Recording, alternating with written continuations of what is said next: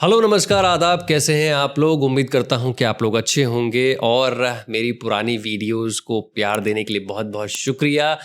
मैं फिर से स्वागत करता हूं आपका एक और एपिसोड में लाइट्स कैमरा और नॉस्टैल्जिया के।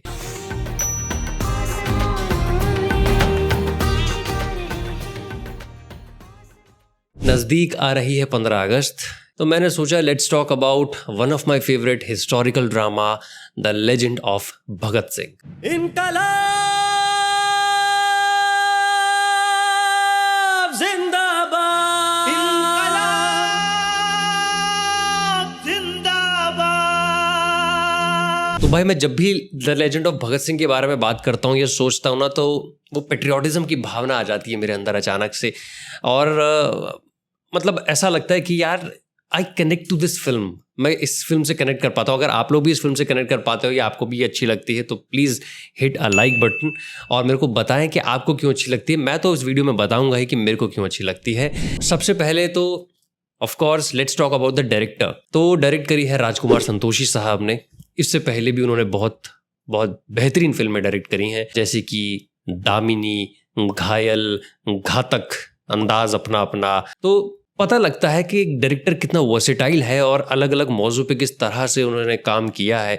और ये बिल्कुल एक अलग डिफरेंट टॉपिक रहा है उनके लिए।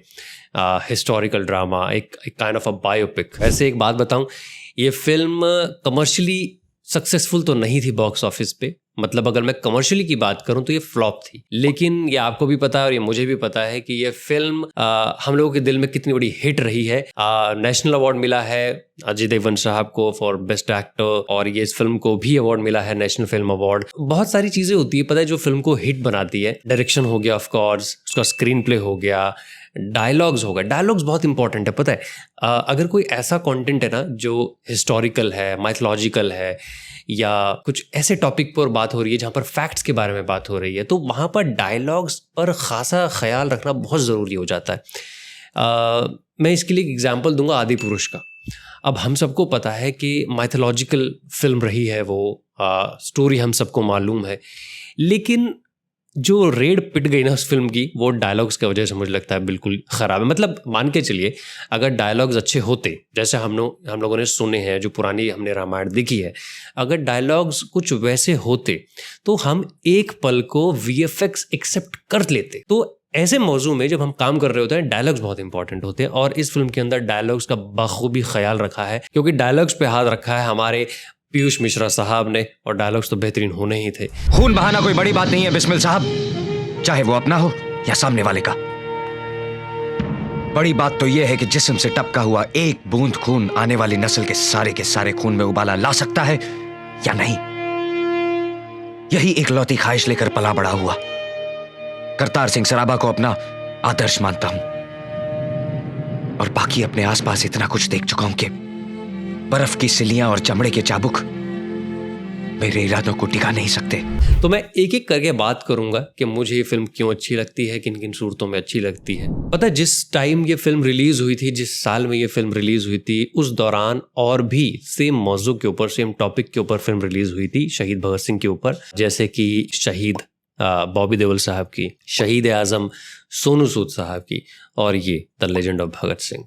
मुझे ये फिल्म सबसे पहले पॉइंट इसलिए अच्छी लगती है क्योंकि राजकुमार संतोषी साहब ने इसके अंदर ज़्यादातर फ्रेश फेसेस का इस्तेमाल किया है। जो नए चेहरे हैं, उस दौरान जो नए चेहरे आ रहे थे, जो राइजिंग एक्टर्स थे, उनके चेहरे इस्तेमाल किए, जो मुझे बेटर लगा। मतलब कि क्योंकि कई बार क्या होता है ना, जब हम लोग बहुत इस्टेब्लिश्ड एक्टर इस्तेमाल करते हैं चीज़ों के अंदर, वो इतना ओवर पावर कर जाता है उस एक्टर का इमेज कि हम उस एक्टर की इमेज से बाहर आ ही नहीं पाते।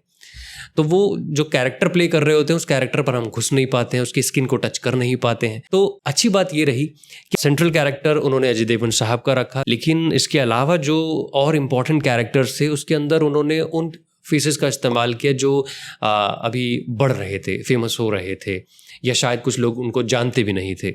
जैसे कि सुशांत सिंह सुखदेव के कैरेक्टर में, फिर उसके बाद राजगुरु के कैरेक्टर में वो बिल्कुल फ्रेश फेस है। तो ये मेरे को एक सबसे बढ़िया चीज़ लगी। अगर आपने नोटिस किया हो तो इस फिल्म के अंदर जो भगत सिंह के दोस्त रहे हैं, कॉमरेड्स, उसमें सुनील ग्रोवर साहब ने भी एक रोल प्ले किया है जयदेव कपूर का। और गांधी जी के लिए जिसने रोल प्ले किया है गांधी जी का, सुरेंद्र राजन साहब। आप ऐसे नहीं जानेंगे सुरेंद्र राजन साहब को, लेकिन अगर आपने मुन्ना भाई MBBS देखी है, आपको वो सीन याद है जिसके अंदर संजय दत्त मकसूद भाई को गले लगाते हैं, तो हाँ जी, अपने मकसूद भाई ही हैं जिन्होंने गांधी जी का रोल प्ले किया है। और एक और बात बता दूं आपको कि सुरेंद्र राजन साहब ने अभी तक 4 बार गांधी जी का रोल प्ले किया है अलग अलग फिल्म्स के अंदर। डायरेक्शन के अलावा जो एक और चीज़ जो मेरे को बेहतर लगी इस फिल्म के अंदर, वो है इसका स्क्रीन प्ले। काफ़ी ग्रिपिंग है, काफ़ी ठोस है, आपको जोड़ के रखता है। अंजुम राजावाली साहब ने लिखा है इस फिल्म का स्क्रीन प्ले, जिन्होंने इससे पहले आरक्षण, राजनीति, अपहरण जैसी फिल्मों का स्क्रीन प्ले लिखा है। एक और चीज़ जो मेरे को बढ़िया लगी कि जब आप इस तरह के टॉपिक के ऊपर फिल्म्स बना रहे होते हैं या कंटेंट बना रहे होते हैं कोई, तो फैक्ट्स को वेरीफाई करना बहुत इंपॉर्टेंट हो जाता है।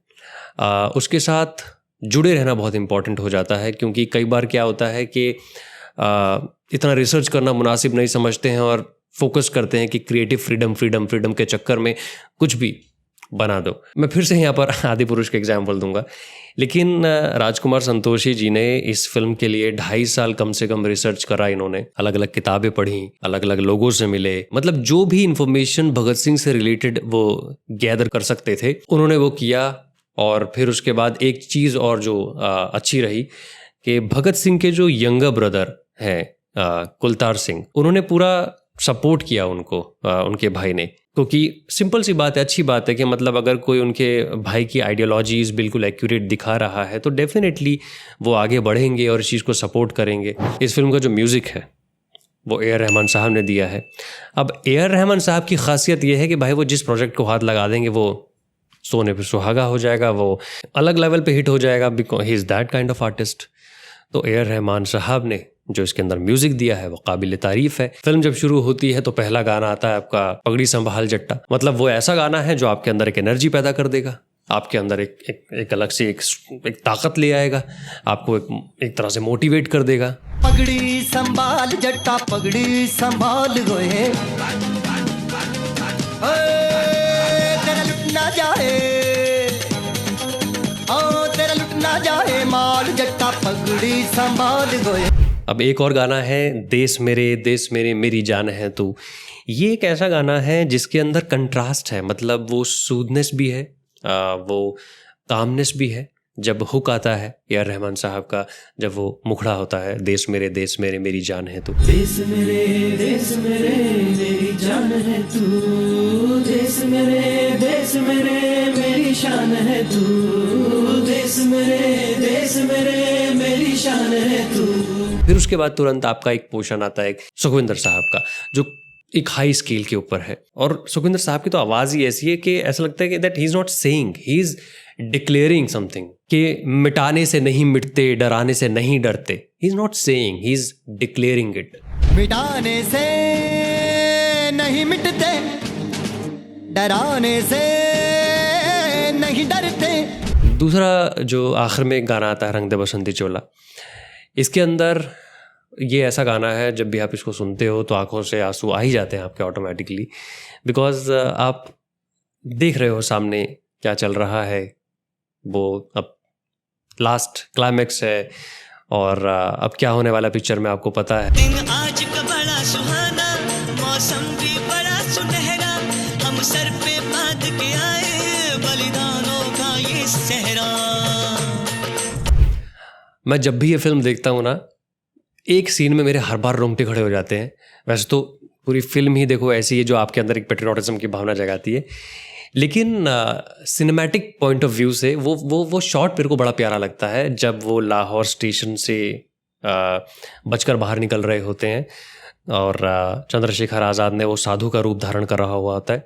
तो वो जब वो बाहर निकल जाते हैं और वो तीनों का ऐसा ओवरलैपिंग सा एक सीन आता है ना, जहाँ पर अजय देवगन इधर देख रहे हैं, वो इधर से निकल रहा है, आज़ाद साहब इधर से निकल रहे हैं, वो रोंगटे खड़े कर देने वाला। मतलब वो सिनेमैटिक पॉइंट ऑफ व्यू से मेरे को लगता है कि यार, अब पर्दे पे तो नहीं देखी थी मैंने ये फिल्म, लेकिन अगर जब ये पर्दे पर आया होगा ना सीन, बड़े पर्दे पर, तो डेफिनेटली इस पर तालियां बजी होंगी। और ये इंटरवल का सीन था मुझे जहाँ तक लगता है, क्योंकि उसके बाद फिर फेड आउट हो जाता है।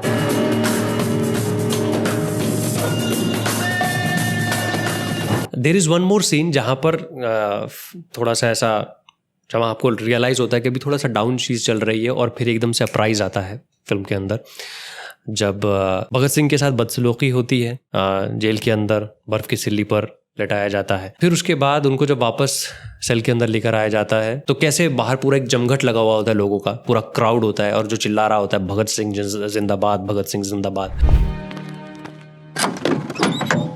क्या सुन रहा हूं मैं? तू बीके और समझा नहीं सकता इसको।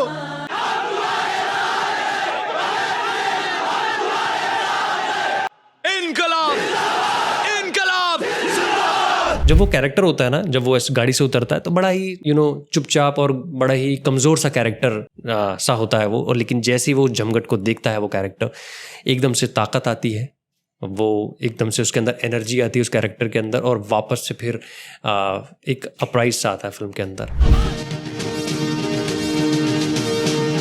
सरफरोश की तमन्ना अब हमारे दिल में है, देखना है जोर कितना बाजुए कातिल में है। जब आप इस तरह के जॉनरा की फिल्म बनाते हैं ना, जैसे कि मान लो मिस्ट्री हो गई, थ्रिलर हो गई, हॉरर हो गया, हिस्टोरिकल ड्रामा हो गया, पीरियड ड्रामा हो गया, एक चीज़ और इम्पॉर्टेंट हो जाती है film making point of view से कि थोड़ा सा उसके अंदर कॉमेडी, थोड़ा सा फन सीन्स और थोड़ा सा ऐसा लाइट मोमेंट्स ज़रूर डाला जाए। इससे फ़ायदा ये होता है कि एक तो कैरेक्टर थोड़े से ह्यूमन लगते हैं, दूसरी चीज़ ये है कि वो थोड़ी देर के लिए ऑडियंस को टेंशन फ्री मोड में ले जाते हैं, लेकिन असल में देखा जाए तो वो टेंशन फ्री मोड में कम ले जाते हैं, वो और सस्पेंस क्रिएट कर देते हैं, और which is good for a film maker, for a film.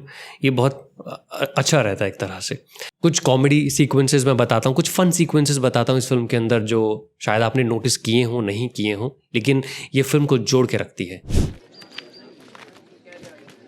Mangal Pandey के बाप का नाम बता। जी। अबे इधर उधर क्या देख रहा है? सुना नहीं सुखदेव भाई ने क्या पूछा? नाम बता। जी नहीं मालूम। इस फ्रीडम फाइटर का नाम भी लिख ले जय गोपाल। नाम बोल। देश का तो पता नहीं भगत, मगर इस मैदान को तो आज ही आजाद कराकर छोड़ेंगे। What did he say? He said that we don't know about the country, but this ground will be free today from Gorelangu. निशाने से नहीं डरते। ओए बेड़ा कर, जयदेव फिर गिर गया। तुझे मना किया था ना, हैं? फिर क्यों धो रहा था मैच? देख कितना दूध गिरा दिया। बोले यार, अब बापूजी समझेंगे सारा दूध हम पी गए। छाड़ दे यार, तुझे दूध की पड़ी हुई है। मेरी माशूका समझती है मैं पुलिस की लाठियां खा रहा हूँ, क्रांति कर रहा हूँ। उसे पता चल जाए भैंस की लात खा रहा हूँ तो मुझे लात मार के चली जाएगी। क्या ब्रिटिश लगा रखी है? किस बात का घमंड है तुम्हें? खाने में हाथ की जगह छुरी कांटे का इस्तेमाल करते हो, इस बात का? या धोने में पानी की जगह कागज का इस्तेमाल करते हो, इस बात का? शहीद भगत सिंह ने एक भविष्यवाणी करी थी। एक ऐसा वक्त आएगा कि धर्म और जात पात के नाम पे इस देश में वो आग लगेगी जिसे बुझाते बुझाते आने वाली नस्लों की कमर टूट जाएगी। और दुख की बात यह है कि इतने सालों के बाद, इतने दशकों के बाद ये बात अब जाकर सच साबित हो रही है। हमारे देश में धर्म और जाति के नाम पर लड़ाइयां छिड़ी हुई हैं। हमें ये भूलना नहीं चाहिए कि क्रांतिकारियों ने इन सामाजिक बंधनों के खिलाफ लड़ाई लड़ी थी। मशाल अब हमारे हाथ में है। इस स्वतंत्र दिवस आइए खुद से एक वादा करते हैं ताकि हम एक बेटर नेशन बना सकें, एक बेटर कंट्री बना सकें, एक बेटर प्लेस बना सकें। हम हमारी डाइवर्सिटी को ताकत बनाएं, कमजोरी नहीं। देखना है जोर कितना बाजुए कातिल में है,